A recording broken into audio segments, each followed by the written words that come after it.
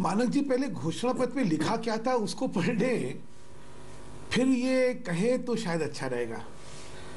घोषणा पत्र में हमारी मान्यता लिखी हुई थी। हमारी मान्यता है कि वहाँ पे राम जन्मभूमि पर ही एक भव्य मंदिर बनना चाहिए, और उसके 3 हमने बिंदु बताए थे कि 3 तरीके से समाधान हो सकता है। एक, कानूनी प्रक्रिया के द्वारा, दूसरा जो है वो आपसी सहमति से, या तीसरा जो है उसके बाद विधेयक की। तो इसलिए जो ये कहा गया कि 2014 में ये इस पे ना तो चुनावी मुद्दा था और ना ही ये था, क्योंकि भाजपा का मत है कि ये चुनावी मुद्दा नहीं है। हम लोग कभी भी राम जन्मभूमि को आस्था की दृष्टि से देखते हैं, चुनाव की दृष्टि से नहीं देखते हैं। भाजपा के एक अकेला राजनीतिक संगठन है जिसने स्पष्टता से कहा है कि जन्मभूमि पर कहा ही है सुधांशु जी, बस मंदिर बनना। सुधांशु जी बार बार घोषणा पत्र में आपने मंदिर का मुद्दा सिर्फ डाला ही है, लेकिन मंदिर बनाया नहीं। आपकी पूर्ण बहुमत की सरकार भी आकर जा रही है, हमने घोषणा पत्र 2-3 महीने रह गए कि हमारी घोषणा पत्र में हमने अपनी मान्यता को स्पष्ट करा है। बाकी किसी भी राजनीतिक संगठन ने ये नहीं कहा कि वहां मंदिर बनना चाहिए, लेकिन वादा तो पूरा नहीं किया सुधांशु जी। उनसे पूछ लीजिएगा। अब तो सरकार के 2-3 महीने रह गए। हमने उसमें सुनिए, फिर आप समझ लें कि हमने 3 बिंदु बताए हैं, उनके द्वारा ही हो सकता है। उसमें कभी नहीं ये कहा गया कि हम लोग जो है अगर चुन के आए तो मंदिर बनाएंगे। सुधांशु जी ये भी तो बार बार कहा था पूर्ण बहुमत की सरकार आने दीजिए। अब सरकार का कार्यकाल खत्म होने वाला है। एक बयान दिखा दीजिए सुप्रीम कोर्ट में सुनवाई अब फिर से 2014 का एक बयान दिखा दीजिए। मानक जी ये बात गलत है ना। देखिए आप हमारे मुंह में अपने शब्द तो ना दीजिए ना। 2014 का किसी का एक बयान तो दिखा दीजिए। 2014 का जो मुद्दा था, मतलब आप ये कह रहे हैं आपने मंदिर बनाने का वादा कभी किया ही नहीं। जी को कोट कर दीजिए। मंदिर बनाने का वादा आपने कभी किया ही नहीं। 2014 में ये चुनावी 2014 की बात आप कर रहे हैं।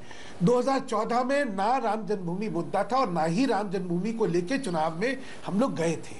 हाँ हमारी आस्था का प्रश्न है सर, चुनाव में तो आप मंदिर का मुद्दा लेकर कई बार गए हैं 1989 के बाद से।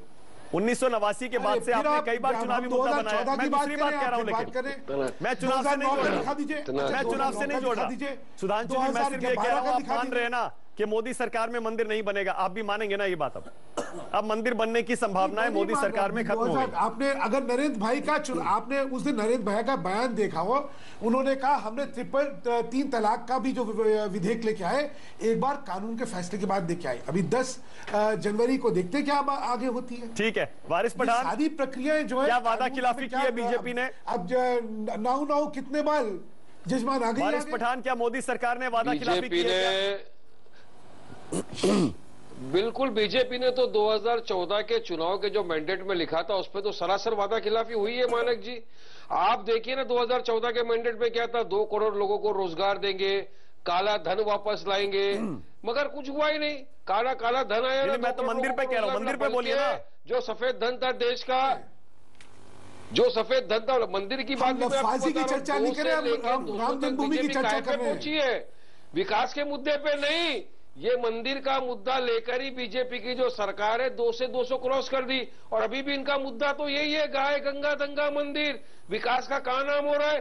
मगर देखिए मानक जी, समझने वाली बात यह है कि हमारा देश संविधान पे चलता है, कायदा कानून पालन करता है, सुप्रीम कोर्ट को मानते हैं। आज सुप्रीम कोर्ट में एक मुद्दा पेंडिंग है, टाइटल सूट पेंडिंग है, जिसकी सुनवाई होनी है, एविडेंस पे होनी है, आस्था की बुनियाद पे नहीं होनी है। और सुनवाई के लिए इंतजार करे, इतनी उत्सुकता। वारिस पठान वो ठीक है, नहीं वारिस पठान वो ठीक है, चुनावी मुद्दे से फेल हो गया। लेकिन एक बात बताइए, अगर आप सुधांशु मित्तल खुद कह रहे हैं कि ये चुनावी मुद्दा हमारे लिए नहीं है, राहुल गांधी कह रहे हैं हमारे लिए चुनावी मुद्दा नहीं है, इसका मतलब वादा खिलाफी के बावजूद बीजेपी को जनता ऐसा लग रहा है कि कोई सजा देने वाली नहीं है। अगर ये मुद्दा ही नहीं है राम मंदिर का, तो फिर बीजेपी से जवाब मांगने का फायदा क्या है? मानक जी आपने नहीं, आपने 5 राज्यों के चुनाव देखे, 3 राज्यों में तो बीजेपी का पूरा सुपड़ा साफ हो गया। जनता ने तो अपना पूरा नारा लगा दिया कि हमको बीजेपी सरकार नहीं चाहिए। मंदिर मुद्दा थोड़े था, साथ ही साथ कांग्रेस की सरकार भी नहीं चाहिए। चुनाव में मंदिर मुद्दा नहीं था। अरे मंदिर तो उनका मेन मुद्दा था। अरे हर इनके स्पोक्स पर्सन, हर इनके लीडर बार बार आके आपके भी चैनल पे यही बोलते थे, मंदिर तो बनेगा ही, कुछ भी हो जाए मंदिर वही बनाएंगे, तारीख नहीं बताएंगे। मानक जी मंदिर, यही तो उनके वर्ड थे, यही अल्फाज थे। इसी पर तो आप और हम रोज डिबेट करते थे कि सुप्रीम कोर्ट में मैटर पेंडिंग है, तो आप बार बार क्यों देश के सामने आके लोगों को बेवकूफ बना रहे हो? जवाब दीजिए सुधांशु जी। आप इनके लीडर ही क्या जवाब दीजिएगा सुधांशु जी? आज सुधांशु जी बोलते हैं कि हमारा ये मुद्दा ही नहीं था। मुझे हैरत हो रही है सुधांशु जी की बात सुन के। बड़ी अच्छी कहावत थी। क्या मुद्दा है अभी? मानक जी मैं अपनी बात रख लूं। हाँ सुधांशु जी बोलिए, क्या जवाब देंगे? अपनी बात रख लूं। आपसे विपक्ष पूछेगा मंदिर क्यों नहीं बनाया, बताइए। 5 साल निकल गए। कि बड़ी अच्छी कहावत थी कि बेगानी शादी में अब्दुल्ला दीवाना। ये अब्दुल्ला जो बैठे हुए यहाँ पे, इन्होंने तीनों राज्यों में चुनाव लड़ा और कहा खाते भी एक बड़ी मुश्किल से, मेरे ख्याल से खाता भी नहीं खुला था, या खुला हो तो एक किसी राज्य में खुला। अरे तेलंगाना का चुनाव भूल गए, 7 में से 7 आप बीच में क्यों बोल रहे हैं? मैं आपके बीच में नहीं बोल रहा, वो जीत गए। देखिए आप कैसे कुंठित हो रहे हैं, अपनी पराजय का विश्लेषण देखते हो कुंठित हो जाते हैं। क्या हो गया मानव जी? आपने जिन लोगों की सार्थकता नहीं है, मुझे तो देश को टेलीविजन में बैठा के मुझे सुधांशु जी नहीं, ऐसे मत बोलिए। ना एक सेकंड वारिस भाई एक सेकंड। नहीं सुधांशु जी नहीं, ऐसा मत बोलिए। राम मंदिर मुद्दे पर वारिस पठान का, उनकी पार्टी का एक स्टैंड है। All India Muslim personal law board से उनके रिश्ते हैं, बाबरी मस्जिद एक्शन कमेटी में उनका स्टैंड है, इसीलिए राम मंदिर मुद्दे पर उनकी सार्थकता है। अब आप जवाब दीजिए उनका। वो कह रहे हैं आपने वादा खिलाफी की, 5 साल में मंदिर नहीं बनाया, क्या जवाब दीजिएगा? बताइए मानक जी। हाँ बताइए। मानक जी राम आगे कभी बनाएंगे ये लोग कर रहे हैं, वो बात कर रहे हैं कि हमारे तीनों राज्यों में क्या हुआ, वो बात कर रहे हैं हमने जो है नौकरियां नहीं दी। भाई तुम्हारा क्या उससे लेना देना है? तुम अपनी बात कर, राम जन्मभूमि में तुम्हारा क्या स्टैंड है? तुम्हें राम जन्मभूमि पर मंदिर होना चाहिए नहीं होना चाहिए ये बताएं। होता क्या है कि ये सब जगह जो है दोगली भाषा पर मंदिर बने तो मंदिर बनेगा, अगर सुप्रीम कोर्ट ने कहा कि वहां पर मस्जिद बनेगा, आप कैसे बेसब्र इंसान है? उसकी आप पढ़े लिखे आदमी, आप क्यों अनपढ़ों की तरह? एक करके ओके नहीं कर रहा, मेरी बात रखने का वारिस भाई एक करके, वारिस पठान एक करके। चर्चा का डर लगता है। अरे रुकिए बर्ताव करेंगे सुधांशु जी, एक करके। सुधांशु जी जवाब दीजिए। आपने मेरी बात सुनने की हिम्मत? हाँ जवाब दीजिए सुधांशु जी, जवाब दीजिए। जो है मेरी बात सुनना नहीं चाहते, आपने वादा खिलाफी की सुधांशु जी, ये आरोप है, जवाब दीजिए। स्पष्ट है, हमने कोई वादा खिलाफी नहीं करी है। हमारा अभी भी पक्ष यह है कि वहां पे भव्य मंदिर बनना चाहिए। बाकी सारे राजनीतिक दल जो है वहां पे मंदिर के खिलाफ हैं। इनमें से किसी ने आज तक नहीं कहा कि वहां पे मंदिर बनना चाहिए। काम नहीं करने वाले सुधांशु जी, हम मस्जिद बनाएंगे वहां पे। सुधांशु जी अभी तक कहते थे मंदिर बनाएंगे, अब कह रहे हैं बनना चाहिए। सुधांशु जी आपने स्टैंड बदल लिया, चाहिए आपने स्टैंड बदल लिया। अभी तक आप कहते थे बनाएंगे, अब कहते हैं बनना चाहिए। क्या था और क्या बदला ये तो बताइए। आप जब इल्जाम लगाते हैं मानक जी, तो आप तो बहुत ही सक्षम आदमी हैं। कम से कम मेरा स्टैंड दिखा दीजिए और कहिए ये बदलिए। ओके मैं बताता हूं। ऑल राइट, ओके सुधांशु जी, अब तक आपका स्टैंड ये था ना, अयोध्या में मंदिर बनाएंगे कहा था आपने, बनना चाहिए नहीं कहा था। आपने कहा बनाएंगे, अब कह रहे हैं बनना चाहिए। 2014 का घोषणा पत्र पढ़ी ना आप, कहिए मैं आपको घोषणा पत्र निकाल के दिखाता। दिखाइए, पढ़ के सुनाइए क्या लिखा है। 2014 का घोषणा पत्र पढ़िए। हाँ पढ़िए। हाँ मैं अभी आप इतने चर्चा रखिए, मैं अभी आपको पढ़ के बता। ठीक है, ऑल राइट। घोषणा पत्र में लिखा है संविधान के दायरे में मंदिर बनाने के सभी विकल्पों को तलाशा जाएगा, यानी कि मंदिर बनाने की कोशिश की जाएगी। ये लिखा है द पार्टी। हाँ सुनिए ना Manav ji, the party reiterates its stand to explore all possibilities within framework of the constitution to facilitate construction of Ram temple in Ayodhya। ये लिखा हुआ है। तो आपने क्या किया फिर बताइए, आपने क्या किया? अगर आपने विकल्प कौन सा तलाशा बताइए।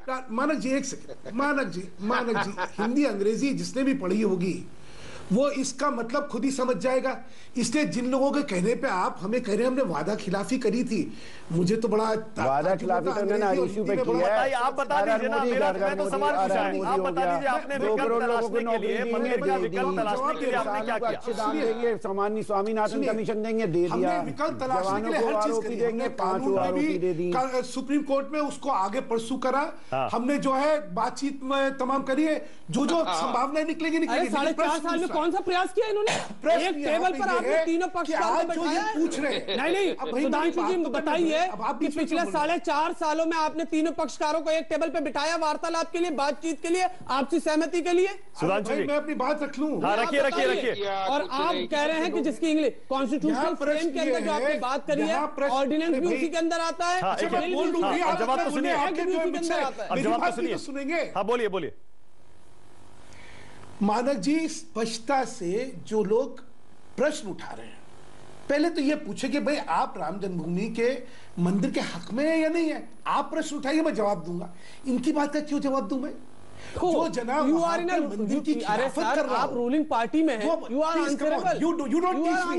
आई don't need to learn from you. Manak ji, मैं आपकी बात का जवाब दूंगा। हाँ नहीं सुधांशु जी, अच्छा ठीक है, ओके ऑलराइट, एक सेकंड वो मेरे से पूछे एक सेकंड अच्छा ठीक है, ओके सुधांशु जी आपकी बात सुधांशु जी आपकी बात सुनिए तो सही। कपड़ा मकान पे आपकी तरफ से बोल रहा हूँ, एक सेकंड लगे धब्बा छीन लिया, कुदरत के करिश्मे है। ये बुद्ध हमको कहे काफिर, अल्लाह की। अरे रुकिए, अच्छा सुधांशु जी मैं ये कह रहा हूँ, सुधांशु जी आप फलाई साहब का जवाब मत दीजिए, आप वारिस पठान का जवाब मत दीजिए, सुधांशु जी आप प्रोफेसर वार्ष्णेय का जवाब मत दीजिए, सुधांशु जी विजय शंकर तिवारी का जवाब दे दीजिए, देश के हिंदुओं का जवाब दे दीजिए। मैं आपका जवाब दूंगा। मेरा जवाब दे दीजिए। चलिए मैं हिंदुओं का, देश के लोगों का सवाल पूछ रहा हूँ, जवाब दे रहा हूँ। मंदिर क्यों नहीं बनाया आपने? पढ़ के सुना दिया। सुनिए मानक जी, मैंने आपको पढ़ के सुना दिया कि आपने जवाब चाहिए, देश को जवाब दीजिए।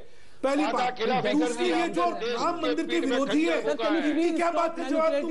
ये तो मेरी आस्था पे कुठाराघात करने वाले लोग के साथ में खड़ा हूंगा। इनसे तुम्हें मैं क्या करूंगा?